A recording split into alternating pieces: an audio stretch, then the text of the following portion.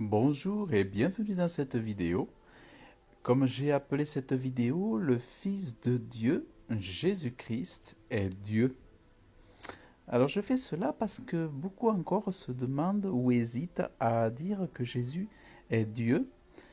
Et ça me surprend encore, mais après c'est vrai que rien ne doit nous surprendre parce que c'est vrai que les croyances des uns et des autres, la foi des uns et des autres, les enseignements perçus par les uns et les autres sont tous différents. Mais voilà, je voulais faire une vidéo pour dire que oui, le Fils de Dieu, Jésus-Christ, Jésus-Christ qui signifie Jésus le Messie, est Dieu.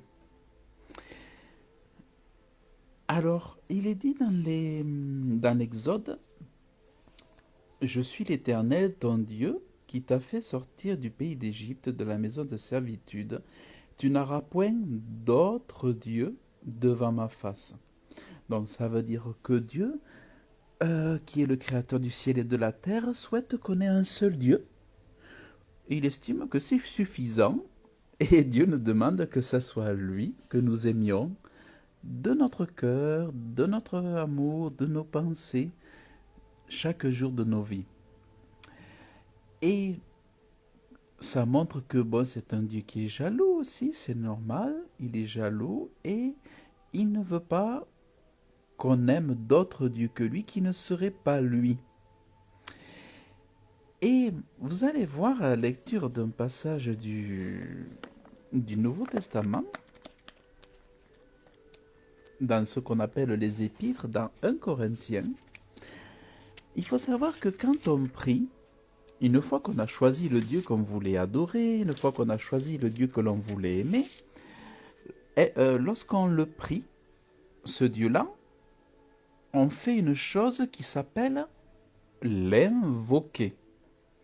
En fait, quand on prie un Dieu, on l'invoque, on fait une invocation, on dit Père, notre Dieu, je t'invoque. Tu es mon Dieu, Dieu du ciel et de la terre, je t'invoque, je te prie, entends-moi, exauce-moi, reçois mon adoration. Donc en fait, ça commence par je t'invoque. Et autrement dit, dans la prière de Jésus, dans la prière du Notre Père, Jésus a appelé, a commencé par Notre Père qui est au ciel. Donc en gros, l'invocation se trouve dans le Notre Père qui est au ciel. Ça, c'est vraiment l'invocation. Je t'invoque, Notre Père qui est au ciel. Et remarquez, dans 1 Corinthiens, vous allez voir par cette démonstration toute simple que Jésus est Dieu et il est le même Dieu que Dieu le Père. Dieu le Père, vous allez voir. Qu'est-ce que nous allons lire dans première épître, dans 1 Corinthiens, nous lisons Paul, apôtre, appelé de Jésus-Christ par la volonté de Dieu, et Sosthène, le frère, et l'assemblée de Dieu qui est à Corinthe, aux sanctifiés dans le Christ Jésus, saints appelés, avec tous ceux qui en tout lieu invoquent, regardez bien qui c'est qu'ils invoquent, le nom de notre Seigneur Jésus-Christ. Donc, voilà la démonstration qu'on invoque Jésus-Christ parce que Dieu ne peut pas se trahir, Dieu ne peut pas se jalouser lui-même. Donc, on voit bien qu'ils n'invoquent pas Dieu le Père seulement, mais ils invoquent aussi le nom de notre Seigneur Jésus-Christ. Que si ce Seigneur Jésus-Christ n'était pas Dieu, il n'aurait aucune permission de l'invoquer.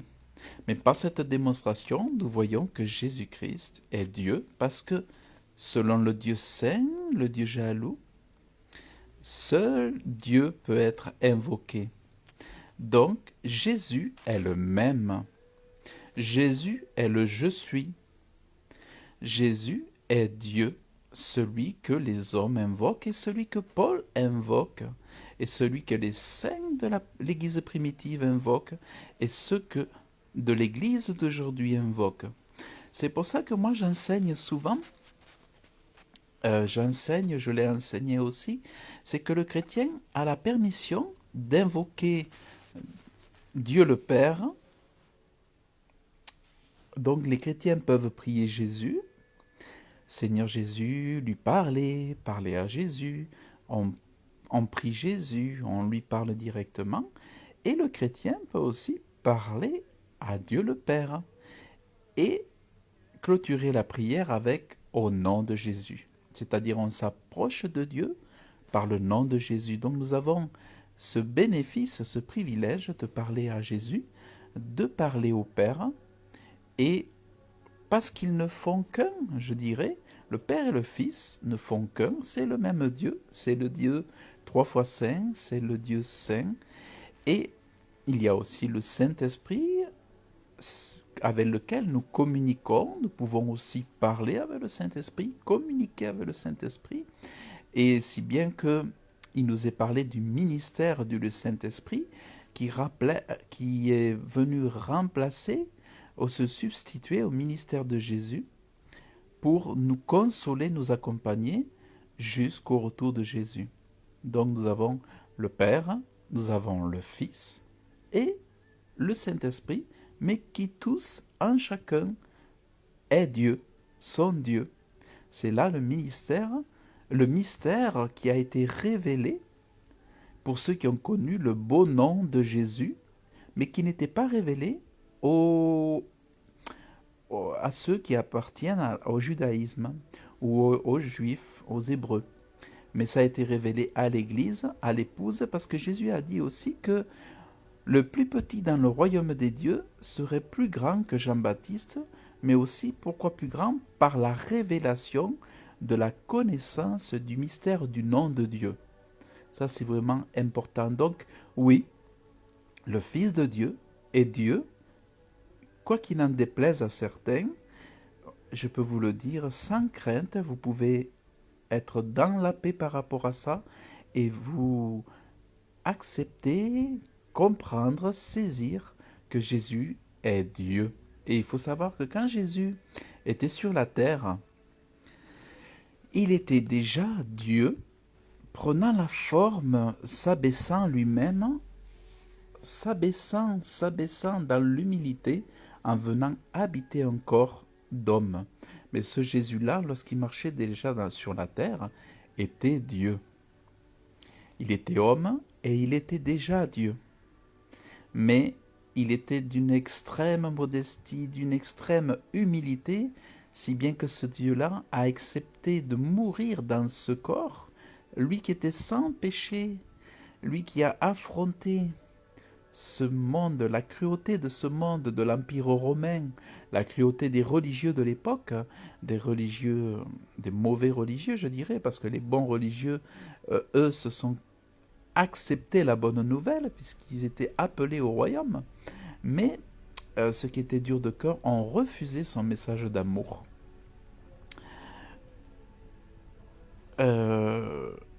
Voilà, bon, donc bonjour à tous, bonjour Esther, ma sœur.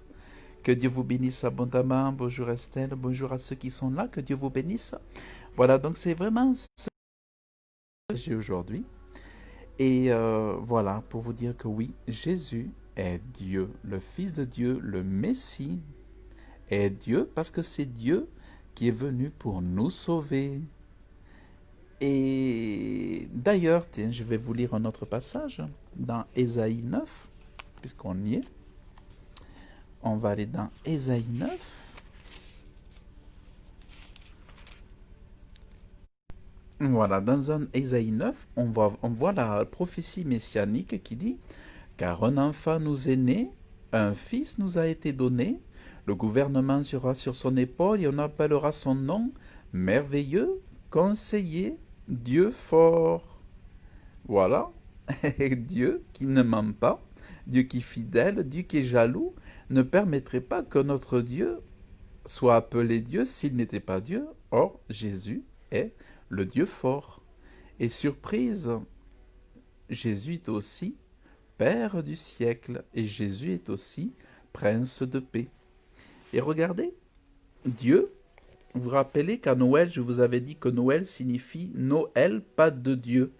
Et Dieu, en hébreu, se dit El. Enfin, je veux dire, vous voyez par exemple la note ici, E. C'est pour ça que je vous enseignais de fuir Noël.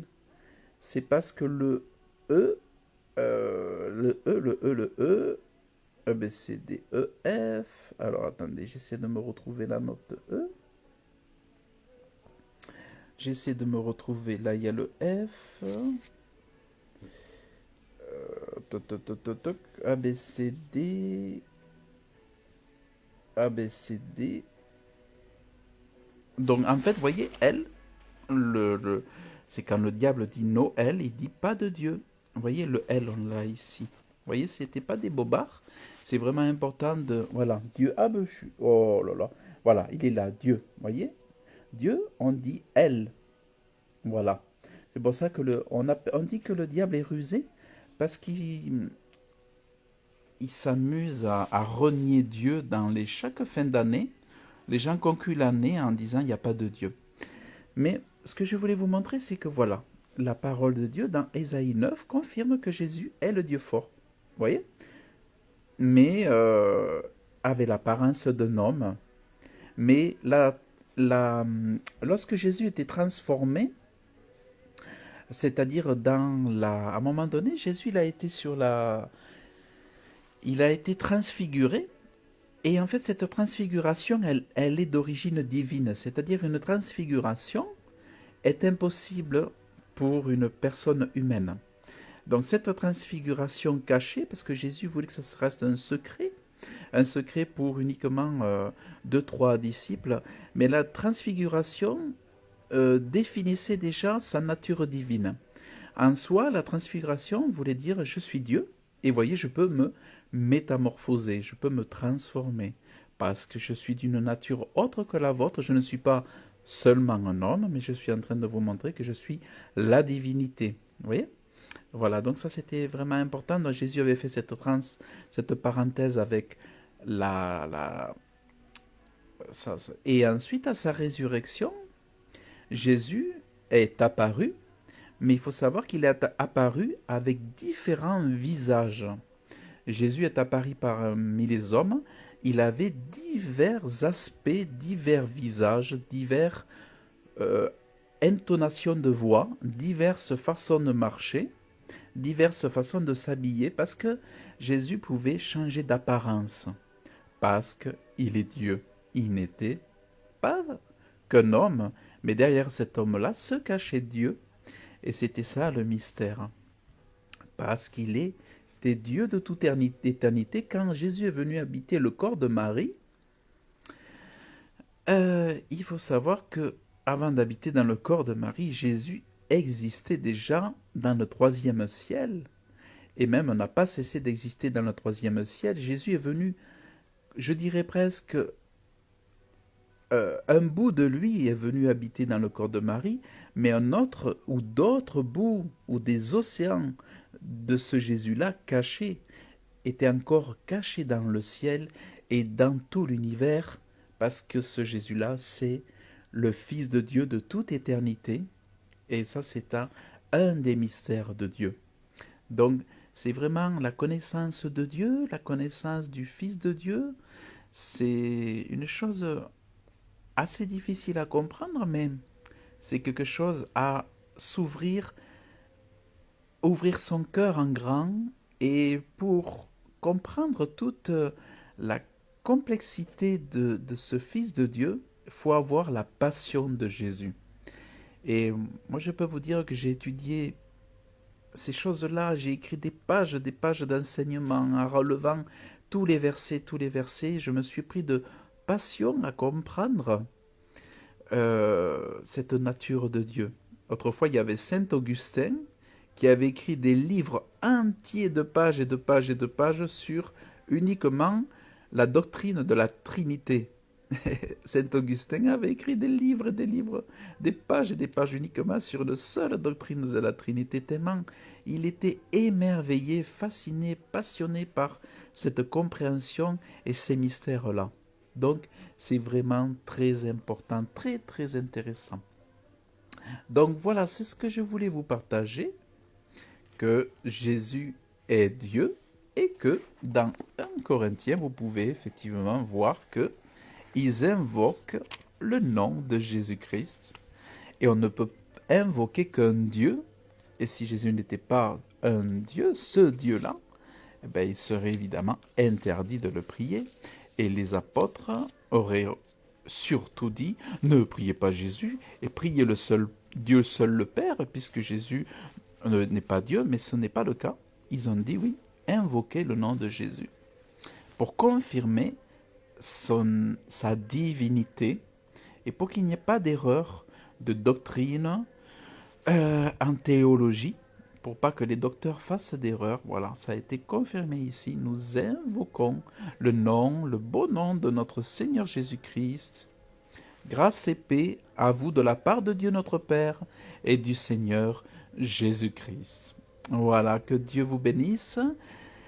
J'avais à cœur de vous faire cette courte vidéo pour que ces choses soient dites, posées tranquillement, sûrement, et éclairer certains encore pour leur ôter le doute, pour ceux qui auraient eu du doute au cœur, ou pour qui la confusion serait revenue dans leur cœur, et bien que le doute soit chassé au nom de Jésus, que la conviction soit enracinée dans le nom précieux de Jésus que nous invoquons. Que Dieu vous bénisse abondamment. Je vous dis à très bientôt.